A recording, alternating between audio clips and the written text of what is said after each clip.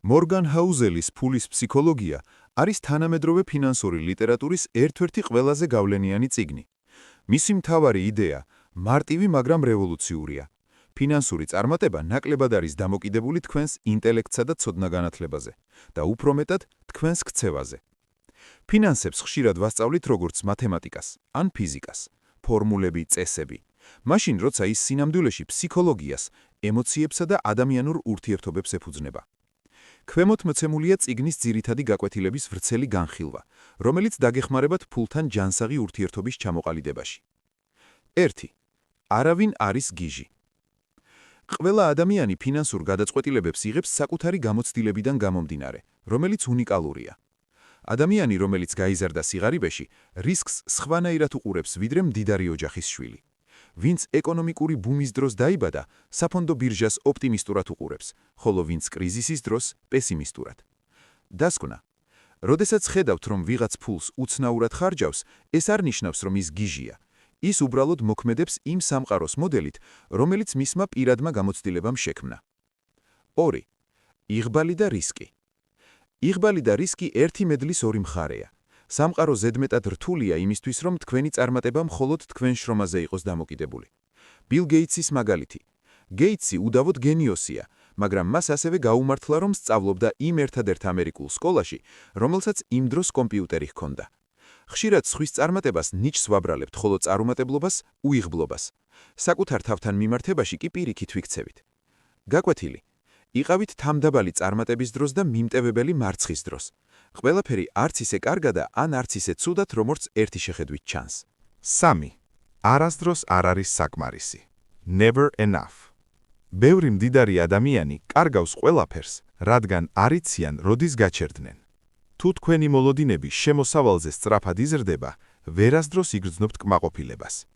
თანამედროვე კაპიტალიზმი კარგად ახერხებს ორი რამის წარმოქმნას: სიმდიდრის და შურის.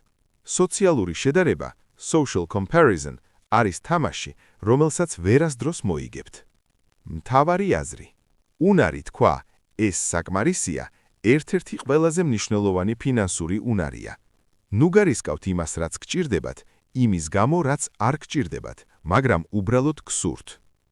4. რთული პროცენტის ძალა, compounding. ვორენ ბაფეტი მსოფლიოში ერთ-ერთი უმდიდრესი ადამიანია. არა მხოლოდ იმიტომ, რომ კარგი ინვესტორია, არამედ იმიტომ, რომ ის დიდხანს იყო კარგი ინვესტორი. მან ინვესტირება 10 წლის ასაკში დაიწყო. მისი ქონების 99%-ზე მეტი 50 წლის შემდეგ დაგროვდა. ადამიანის ტვინს უჭირს ექსპონენციალური ზრდის, რთული პროცენტის აღქმა. ჩვენ ხაზოვნად ვაზროვნებთ 1, 2, 3, მაშინ როცა რთული პროცენტი მრავლდება 2, 4, 8, 16. დასკვნა. დრო არის ყველაზე ძლიერი ძალა ინვესტირებაში. დაიწყეთ ადრე და მიეცით დროს საშუალება იმუშაოს თქვენთვის. 5. გამდიდრება vs სიმდიდრის შენარჩუნება. გამდიდრება სჭირდება რისკი, ოპტიმიზმი და აქტიური მოქმედება. სიმდიდრის შენარჩუნება სჭირდება სრულიად საპირისპირო თვისებები, სიფრთხილე, პარანოია და თავდამბლობა. გადარჩენის მაინდსეტი, survival mindset. მიზანია არა მაქსიმალური მოგების მიღება, არამედ თამაში დარჩენა საკმარისად დიდხანს, რათა რთულმა პროცენტმა თავისი საქმე გააკეთოს. უნდა გქონდეთ უსაფრთხოების ბალიში, margin of safety. დაგეგმეთ ისე, რომ გეგმა მაშინაც იმუშაოს, თუ ყველაფერი ისე არ წავა, როგორც ელოდით. 6. კუდის ეფექტი, tails you win. ბიზნესსა და ინვესტიციებში შედეგების უმეტესობას განაპირობებს მოვლენათა მცირე რაოდენობა, გრძელი კუდი. დისნეიმ უამრავი ფილმი გადაიღო, რომლებიც წაგებიანი იყო, მაგრამ ფიფქია და 7 ჯუჯას ფენომენალურმა წარმატებამ დაფარა ყველა წინა დანაკარგი და კომპანია იმპერიად აქცია. ინვესტორი შეიძლება ცდებოდეს დროის 50%-ში, მაგრამ მაინც გამდიდრდეს, თუ მისი წარმატებული ინვესტიციები, ის მცირე რაოდენობა, ექსტრემალურად მომგებიანი იქნება. 7. თავისუფლება, freedom. ფულის ყველაზე დიდი დივიდენდი არ არის ნივთები, არამედ დროის კონტროლი. ფსიქოლოგიური კვლევები ადასტურებს, რომ ბედნიერების ყველაზე სანდო წინაპირობა არის განცდა, რომ მე ვაკონტროლებ ჩემს ცხოვრებას.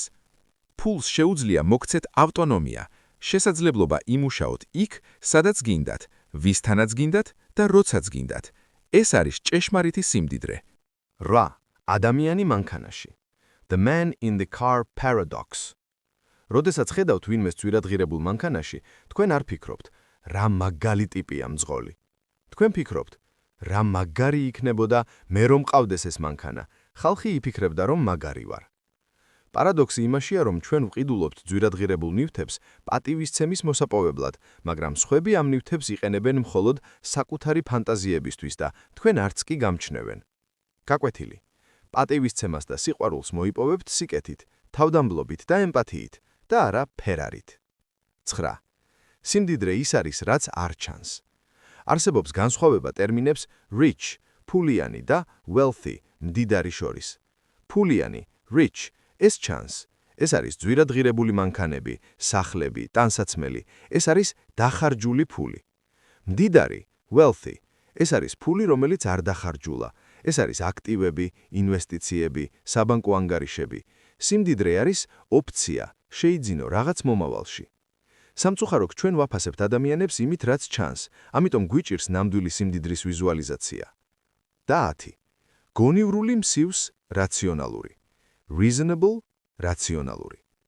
ხშირად ფინანსებში მკაცრად რაციონალური, მათემატიკურად სწორი გადაწყვეტილება არ არის საუკეთესო ადამიანისთვის. ჯობია იყო გონივრული. მაგალითად, მათემატიკურად შესაძლოა ჯობდეს იპოთეკა არ დაფარო და ეს ფული დააბანდო, თუ ინვესტიციის პროცენტი იპოთეკის პროცენტზე მაღალია, მაგრამ ფსიქოლოგიურად ვალის არქონამ შეიძლება მოგცეთ სიმშვიდე, რაც უფრო ღირებულია, ვიდრე დამატებითი 2% მოგება. საუკეთესო ფინანსური გეგმა არის ის, რომელსაც გრძელვადიან პერსპექტივაში მიყვებით და არ მიატოვებთ, მაშინაც კი თუ ის მათემატიკურად ოდნავ არასრულყოფილია. შეჯამება. ფულის ფსიქოლოგია გვასწავლის, რომ ფინანსური წარმატება რბილი უნარია, soft skill. თავარია არა ბაზრის გამოცნობა, არამედ საკუთარი თავის შეცნობა, ემოციების მართვა, მოთმინება და იმის გააზრება, რომ ფული მიზანი კი არა, თავისუფლების მიღწევის საშუალებაა.